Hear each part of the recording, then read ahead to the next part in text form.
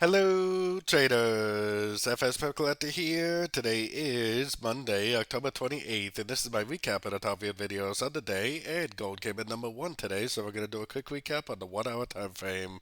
If you didn't see my full top down analysis from this morning on gold, make sure you check out the video, linked at the end of this video over here.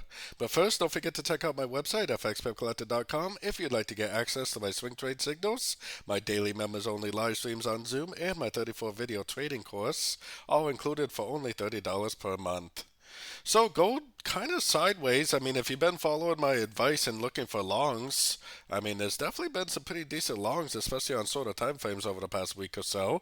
With the elections, the U.S. elections only about a little over a week away, a week from Wednesday, I kind of expect the dollar to be a little bit choppy right now because there's a lot of uncertainty about who's going to win. It does seem like this is possibly even not even a wave four just because it's stretching out way bigger than the potential wave two. So I'm wondering if this is the wave three right here and this is the wave four, and this is actually like a running ABC crescent or a running flat, or an expanding flat that is, because it's a higher high, lower high.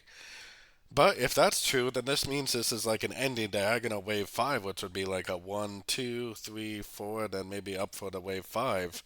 We still are at a Fibonacci level, and I would expect the next Fibonacci level to get hit. So I would definitely still be looking for longs. If we do bounce off a Fibonacci level, go down and break structure, then I would definitely switch it up and start looking for shorts.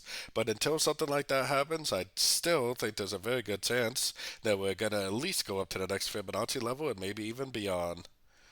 So don't forget to join my free Discord channel, which is linked over here in the corner. And as always, thank you and happy trading.